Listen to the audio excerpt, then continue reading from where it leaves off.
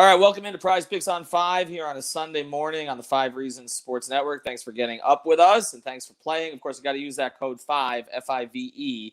That's the code. We're going to talk Dolphins, Falcons today, but of course, you can play anything on the NFL, also the NBA, MLB. Now we know what the World Series is going to be, so you can start to play PrizePicks on that. You can play Power Play if you want to go all in, Flex Play. You want to hedge it a little bit, play 2, 3, 4, 5 players together, and of course, check for their promos. But the most important thing, of course, is to use that code. It's F-I-V-E. That's the code that'll get you the bonus. That'll get your money matched when you initially deposit. If you're just curious, I don't know, deposit $20. Get yourself $20 to play with, and then you'll be rolling from there. But again, make sure that you use that code 5, F-I-V-E. All right, I got David Eversole with me here this morning. You can follow him at David W. Eversole. You can follow me at Ethan J. Skolnick and at 5 Reasons Sports. And look, this Dolphin-Falcons game obviously doesn't have a whole lot of national interest. I'm not sure it has a whole lot of local interest here in Miami, Dave, other than how Tua plays. But you can still play the props. And obviously the Dolphins are a desperate team. And if the Falcons are going to do anything this year, they absolutely need to get this win. Where did you start? And then we'll get to mine.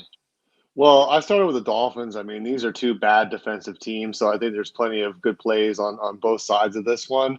Today, I went with Gesicki over 46.5 receiving yards. You saw him really come on last week.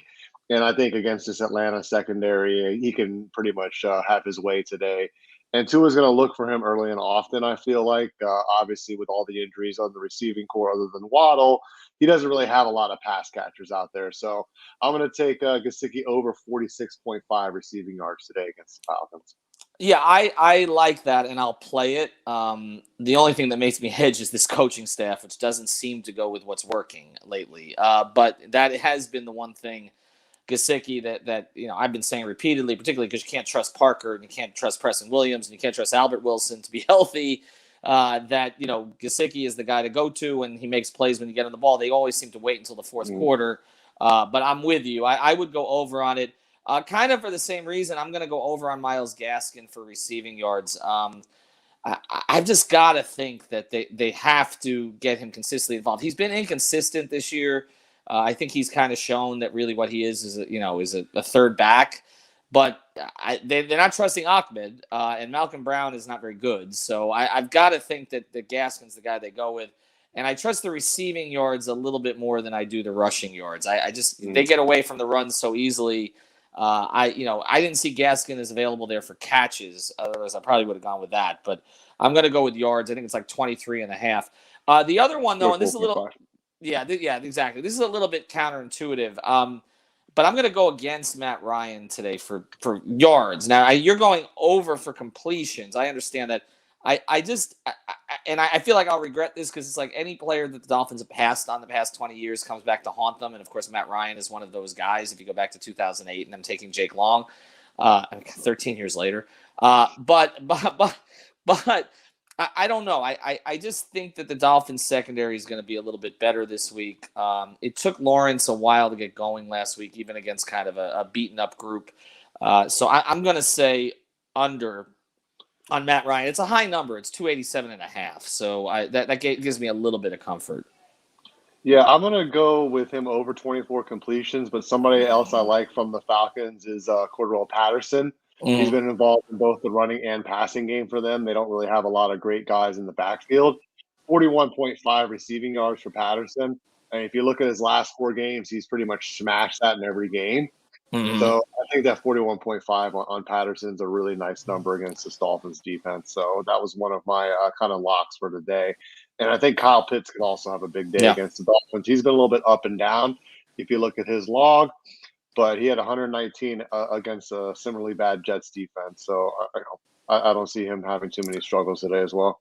Yeah, and Eric Rowe hasn't been as good this year either. He'd kind of been the Dolphins' sort of tight end eraser, but it hasn't. I mean, really, nothing's gone as well this year.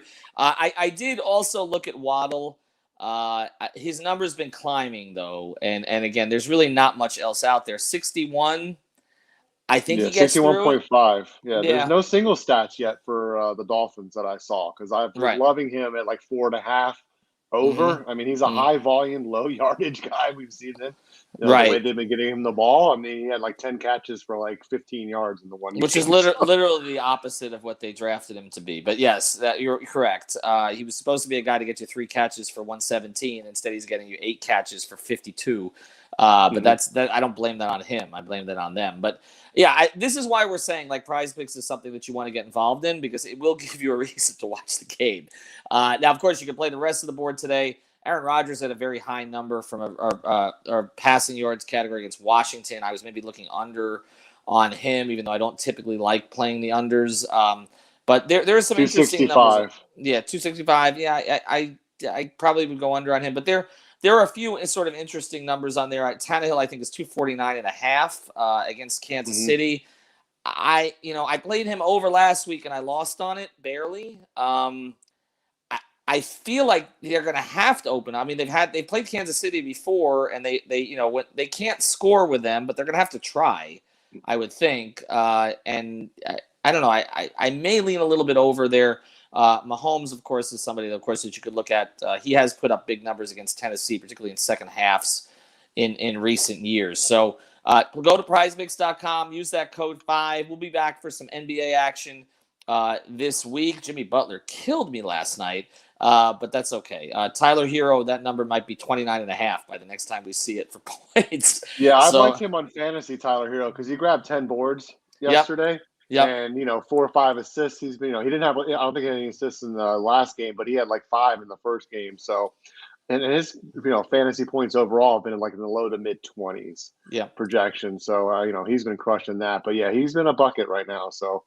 You might want to get in on him before they sort of figure it out. I found sometimes it takes about a week before the numbers kind of adjust here. But go to PrizePicks.com, PrizePicks.com. Make sure you're using that code 5. Dave Friedman will be back with us this week.